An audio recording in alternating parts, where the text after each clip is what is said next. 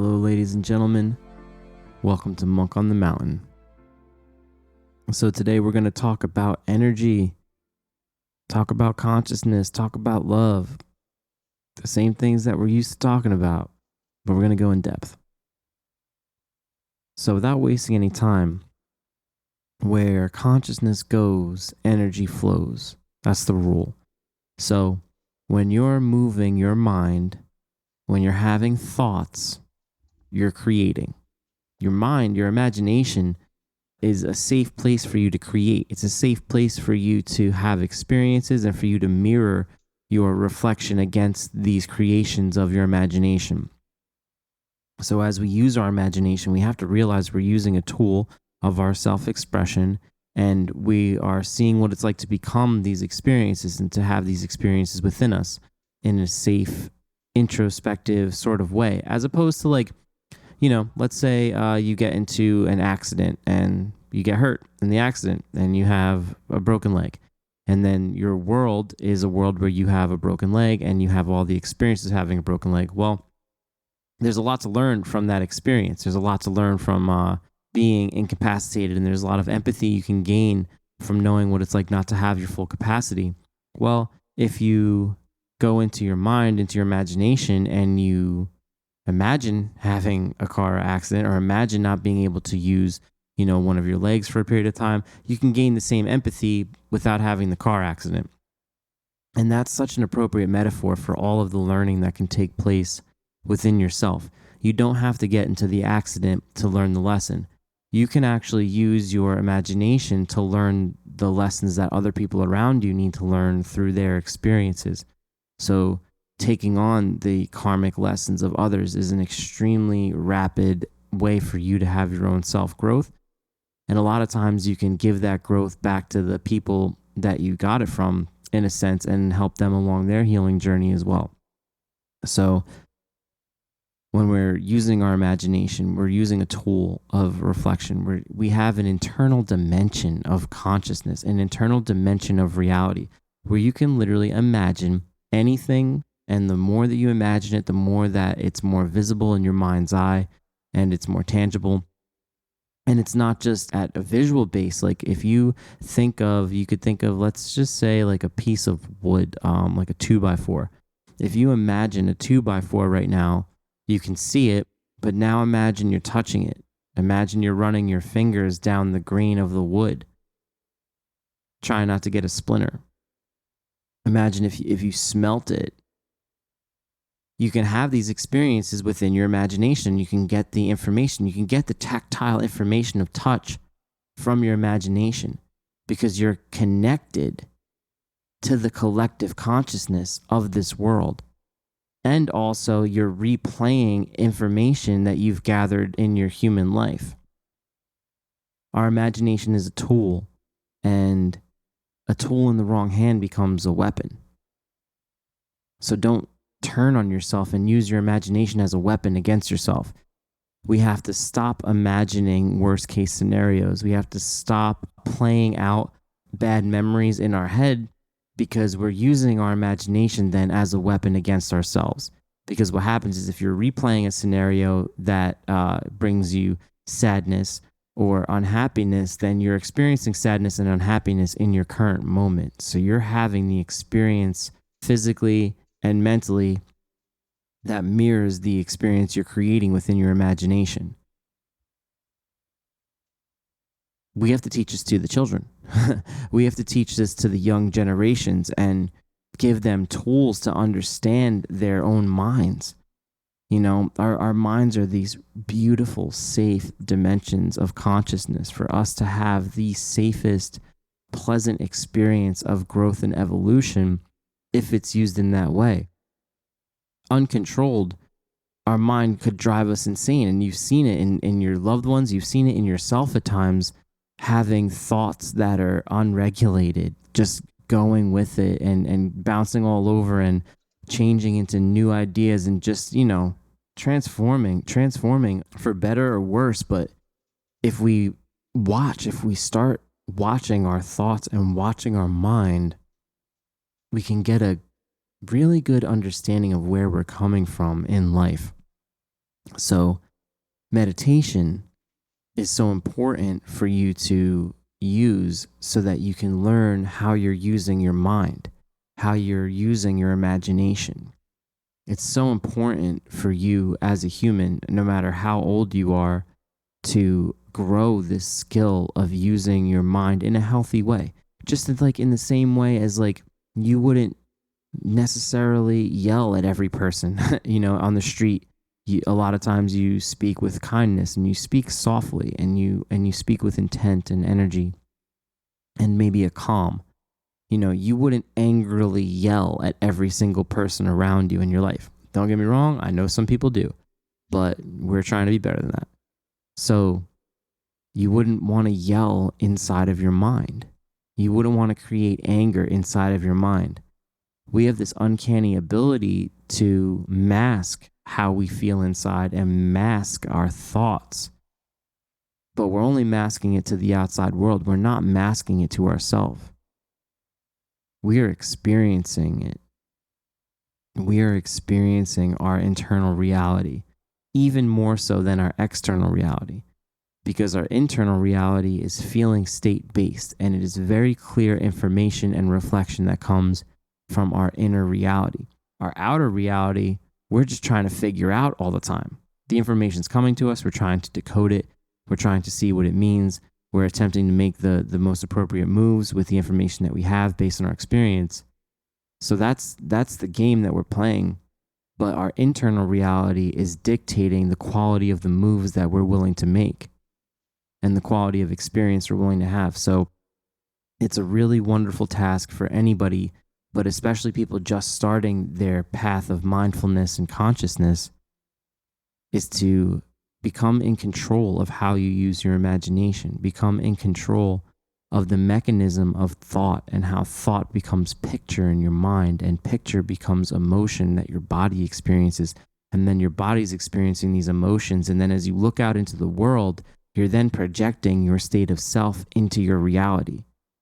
So it snowballs instantly. And I like to use examples that are based in negativity often, because for some reason in our society, it's easier to attach to ideas of sadness and anger and frustration than it is to create a state of harmony and love in the beginning of a lot of people's journey, because a lot of their experience and the culture and the media, it points out tons of opportunities for you to feel sad or feel lack or feel bad for other people. But it's not always teaching us and giving us opportunity just to feel love and feel gratitude and acceptance and appreciation. So that's why we need to do it within ourselves. And it's so beautiful to have that ability. And you can assign that ability to all of your experiences. So in the beginning, you first become conscious and you see how you're using your imagination. And then you decide that you're going to use your imagination to cultivate growth, to cultivate healing and love. So inside of your mind, you imagine best case scenarios. You imagine higher outcomes. You become more optimistic. Doesn't mean you become unrealistic. It just means you have acceptance and harmony. So in your internal mind, your internal experience, you're in harmony. So then you experience the emotions, the stillness, the calm of harmony. And then as you project yourself into the world, you're projecting harmony into the experience. So it doesn't matter how chaotic the experience is that you're perceiving, or the shared worlds that you're being a part of. Within that shared co-creation, you're generating harmony for it. So all people involved are experiencing harmony through you. It's so obvious, it's so beautiful, it's so powerful, it's so amazing. The superpowers that we have, I mean, these non-physical iterations or non-physical aspects of ourself take up so much more of our consciousness than what we do with our physical bodies and what we do with our voice. Your mind is so infinitely powerful, and you need to take it back. You need to put it back in the toolbox, because it could have a mind of its own. In psychology, they call it the subconscious. You don't have to have a subconscious, ladies and gentlemen. Modern psychology is very young. Carl Jung. Just kidding. Bad joke. Um, but it is. It's very young. It doesn't know itself yet. It's constantly changing its idea. So the idea of the subconscious being a part of your mind, which is operating below conscious awareness and has, its own motives and motivations based on childhood and growth. It's not to say that it doesn't exist, but like the idea that it operates without your knowing and can't be changed is false. It's simply false. Having a subconscious is not a requirement. You need to become aware of the microcosm of your creation. You need to become aware of the patterns that you've created within your mind. And you need to go into your life history and into your experience of self and see what things you've defined yourself because of.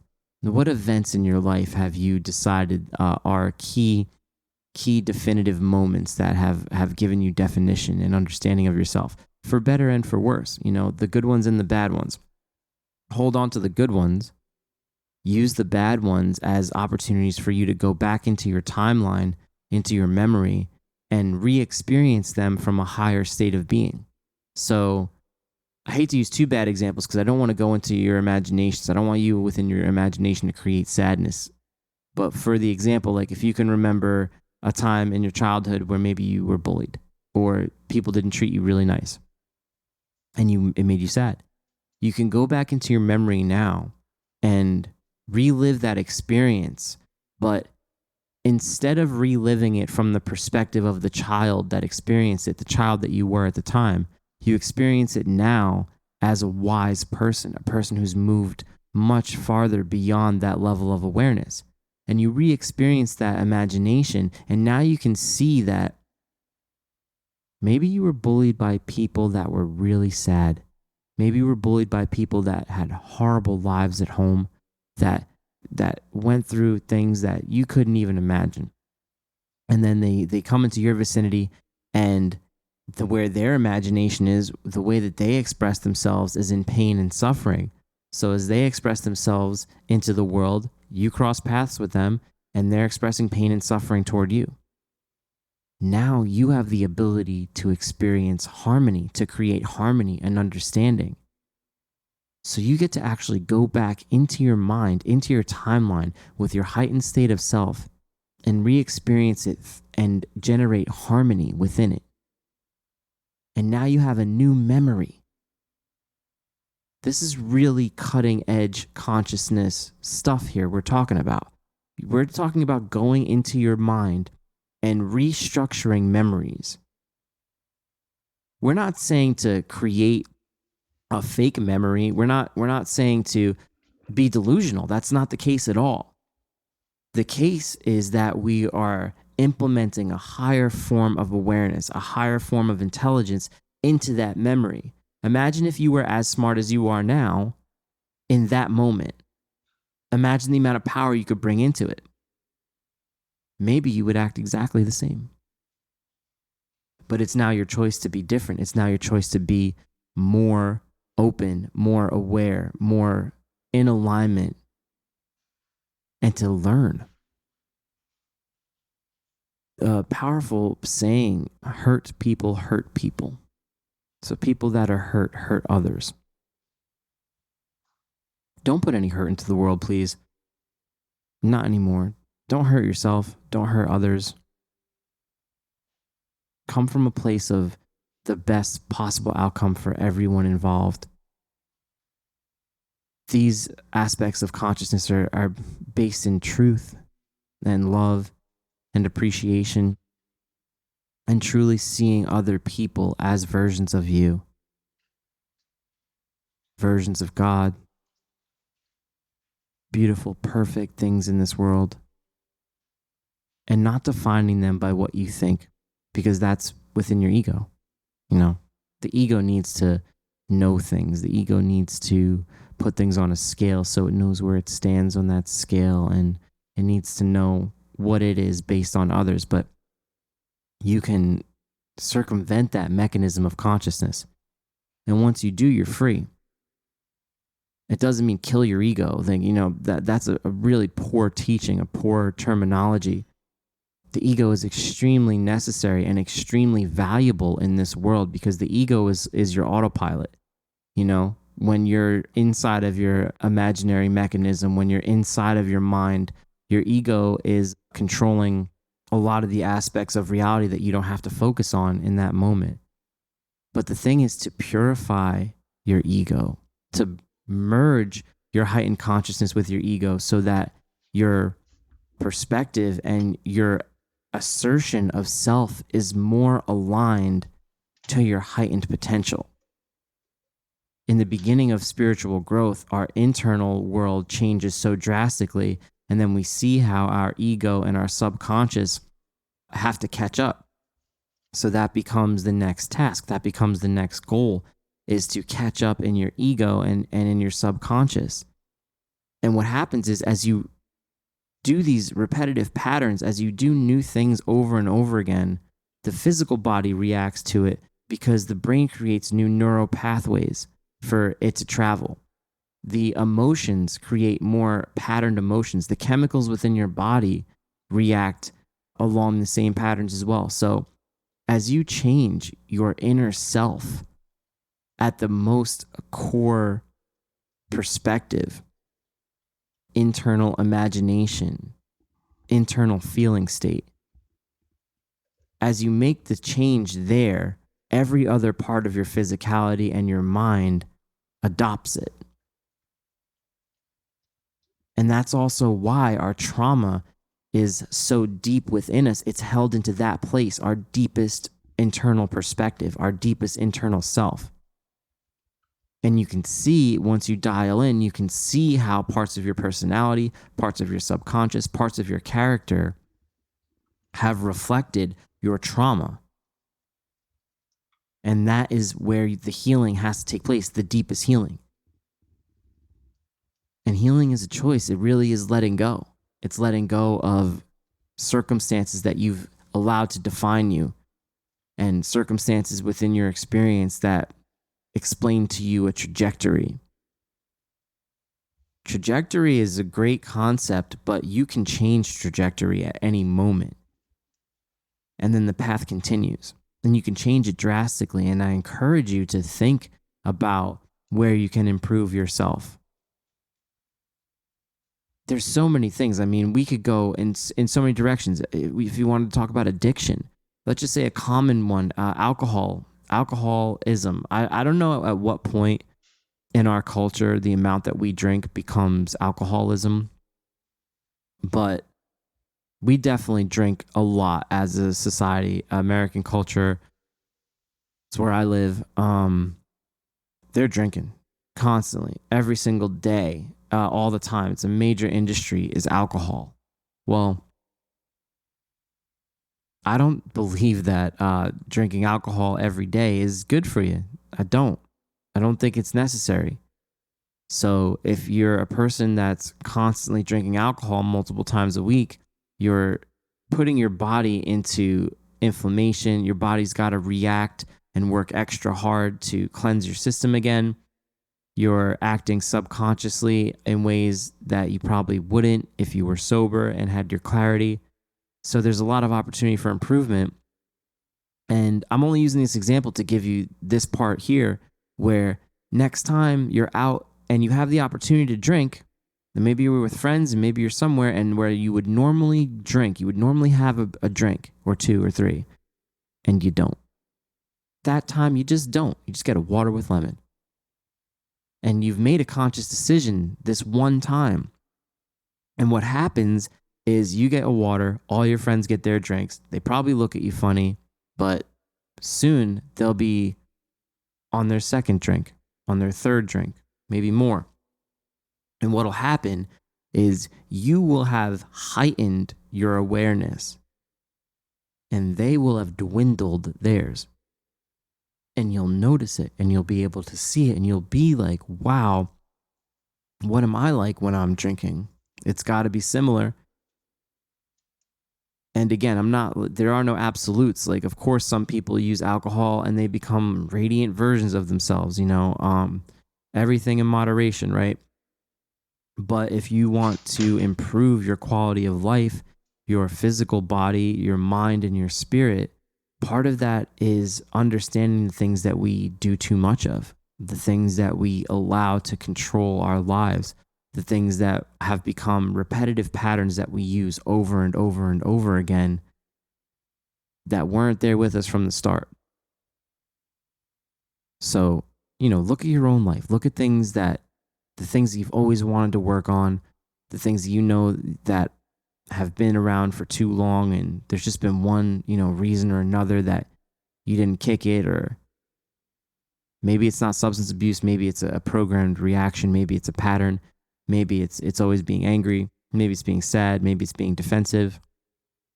Look at the things that you've used as tools in your life before and realize that they've served their purpose. You've learned how they work, you've learned how you reflect within them, and that it's time for you to do more. It's time for you to be new. It's time for you to have new experiences.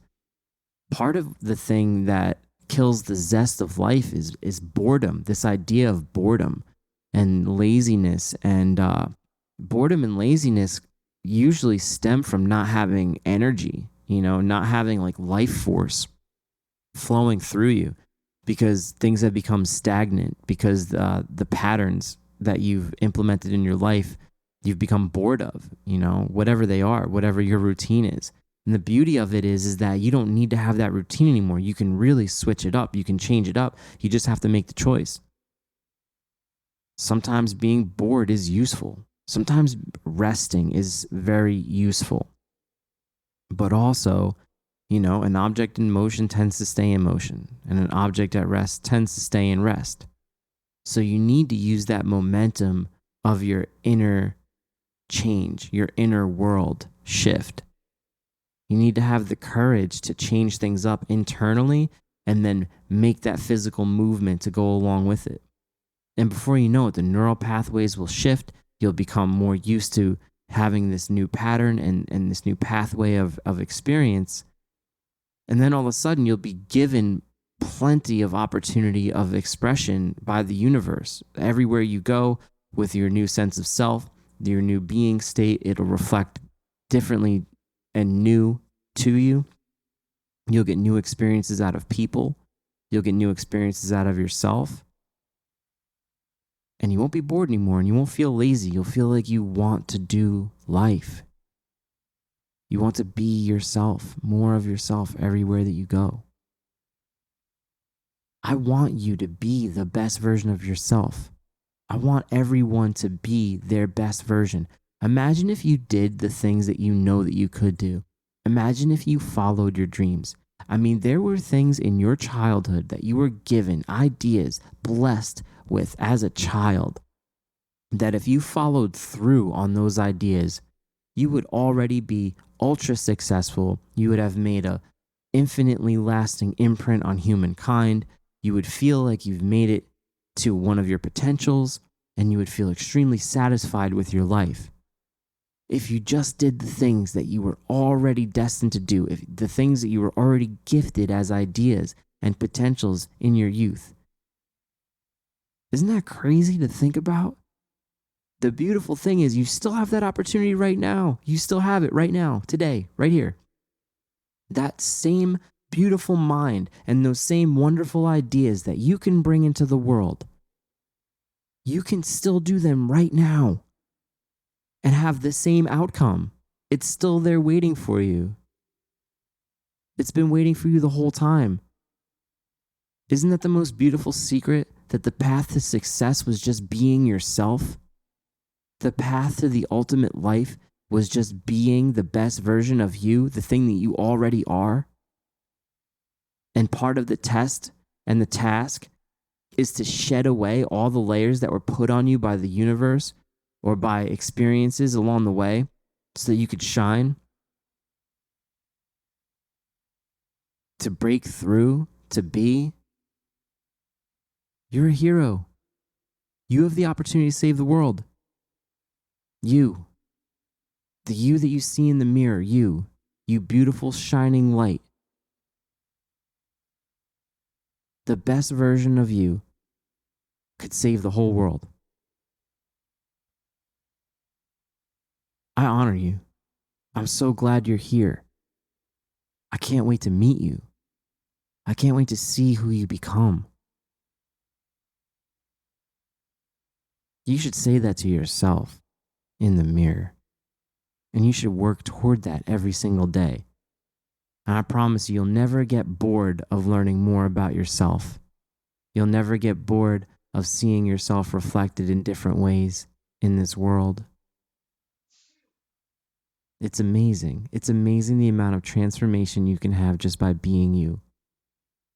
So I want to encourage you to reconnect to the part of you that has had the most beautiful ideas, the most beautiful creations within themselves. The part of you that when they think and they think creatively, they feel filled with joy and purpose and excitement. Bring it back. Bring it back. Create with joy and excitement within yourself. And then watch how your body responds and watch how you project with joy and excitement into your world. You can always come back to this. It's never too late. The farther you stray, the better it feels to come back. The more that you come back, the higher you get to go. And the higher you get to go, the better it feels and the more that you can be this. It's this self-fulfilling feedback loop of positivity and love. And it's been there for you your whole life. And it's there for you now more than ever. Because you're in this moment right now. You've never been more powerful than you are in this moment. You have the choice and the opportunity right here, right now, for all time. Do it. Do it for you. Do it for the people that you love. Do it for this world. And never be bored again. Feel the life force flow through you. Be excited to wake up and exist. Be excited to be new. I want to encourage you for that. And I can't wait to see who you become.